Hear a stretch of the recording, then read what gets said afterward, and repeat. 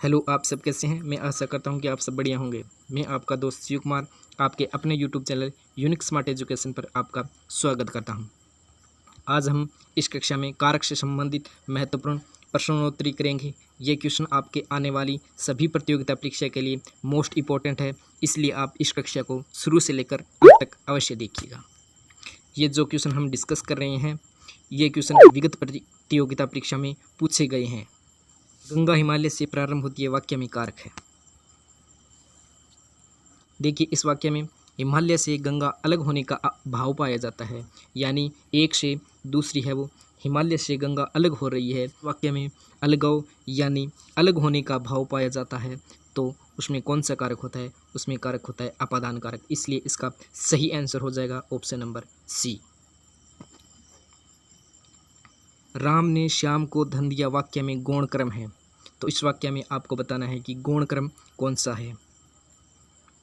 देखिए, इस वाक्य को ध्यान से देखिए। इसमें राम ने श्याम को धन दिया, यहाँ पर क्रम है वो एक ही है, दो। इस वाक्य में दो क्रम नहीं है, इसमें एक ही क्रम है, वो भी है धन है।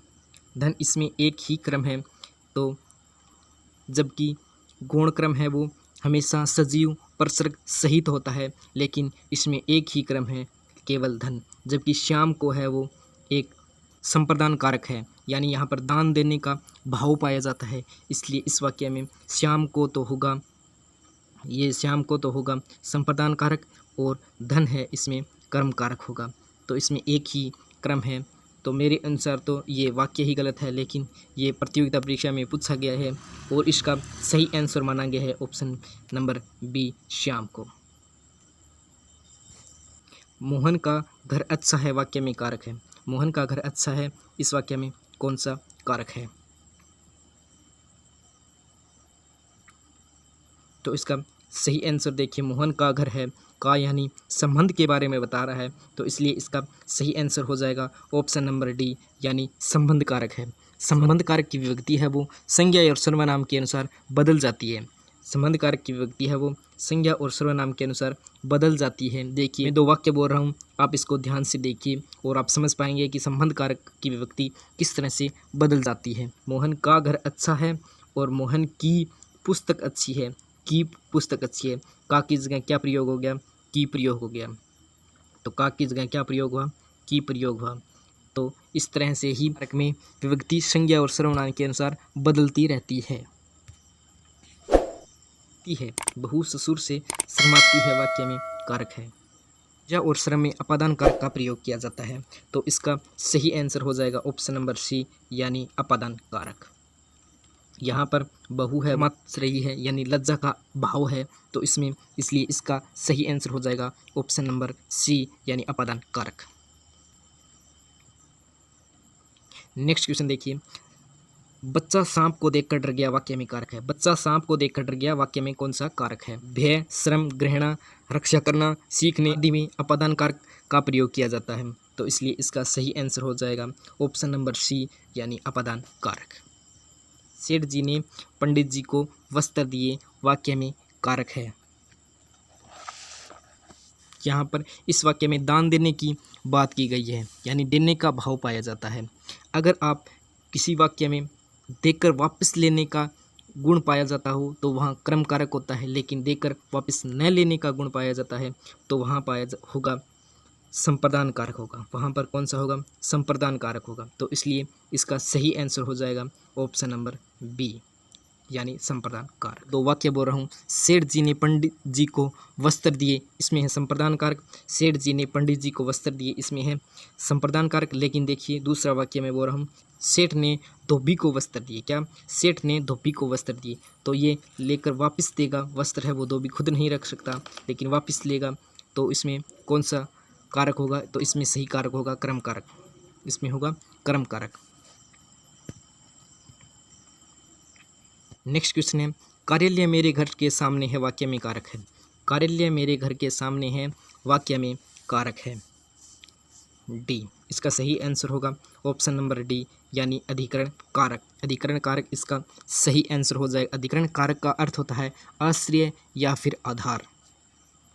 नेक्स्ट क्वेश्चन है, इस किताब के अंदर बहुत कुछ है। वाक्य में अशुद्धि का प्रकार है, में कौन सी अशुद्धि है तो आपको बताना है। क्या संज्ञा संबंधी है, सर्वनाम संबंधी है, कारक संबंधी है या फिर क्रिया संबंधी है।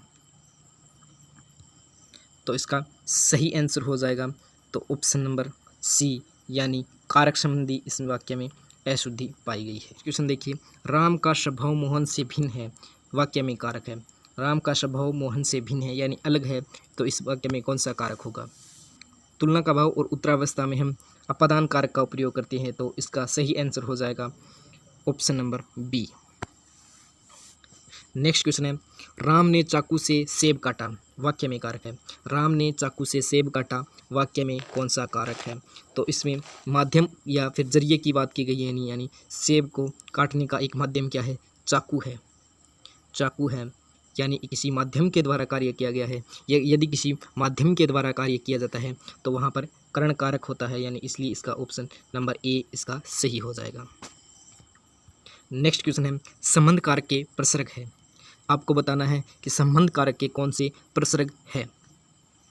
तो इसका सही आंसर हो जाएगा ऑप्शन नंबर सी यानी का, के, की, रा, रे, री, ना, ने, नी भी संबंध कारक के प्रसर्ग होते हैं। तो ऑप्शन नंबर सी इसका सही हो जाएगा। नेक्स्ट क्वेश्चन है, चूहा बिल से बाहर निकला, वाक्य में कारक है। चूहा बिल से बाहर निकला, वाक्य में कौन सा कारक है।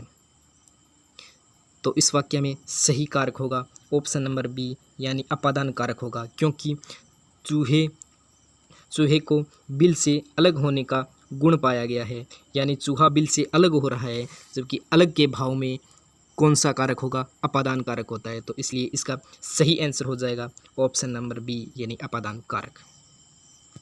अगला क्वेश्चन है, अपने लोग कब आएंगे, वाक्य में कारक है। अपने लोग कब आएंगे, वाक्य में कारक कौन सा है। तो इस वाक्य में सही कारक होगा ऑप्शन नंबर सी यानी संबंध कारक। अपने लोग क्या है, किसी संबंध को बता रहे हैं, तो इसलिए इसमें सही कारक होगा option number C. Next question है, महिमा विद्यालय गई, वाक्य में कारक है। महिमा विद्यालय गई, वाक्य में कारक है। तो इस वाक्य में कौन सा कारक होगा। तो इस वाक्य में सही कारक होगा कर्ता कारक, इसलिए इसका ऑप्शन नंबर ए इसका सही हो जाएगा। कर्ता कारक है वो कर्ता के अनुसार क्रिया परिवर्तित होती है। जैसे महिमा विद्यालय गई, तो इसमें महिमा विद्यालय गई, जबकि दूसरा वाक्य है मोहन विद्यालय गया, यानी गई की जगह क्या हो गया, गया हो गया, यानी क्या हो गया, परिवर्तन हुआ, क्रिया परिवर्तन हुई, किसके अनुसार, कर्ता के अनुसार। तो इसलिए इसका सही आंसर हो जाएगा ऑप्शन नंबर ए यानी कर्ता कारक। नेक्स्ट क्वेश्चन है, राम कलम से लिखता है, इसमें कर्ता कारक के अतिरिक्त कौन सा कारक है। राम कलम से लिखता है, इसमें कर्ता कारक के अलावा कौन सा कारक है। तो इसमें किसी माध्यम की बात की गई है, यानी वह लिखता किसके माध्यम से है, कलम के माध्यम से लिख रहा है, यानी इसमें माध्यम की बात की गई है। अगर माध्यम या जरिए हो तो उसमें कर्ण कारक होता है, तो इसलिए इसका सही ऑप्शन हो जाएगा ऑप्शन नंबर सी। अगर आपको ये कक्षा अच्छी लगी हो तो लाइक करें, शेयर करें और चैनल को सब्सक्राइब करें।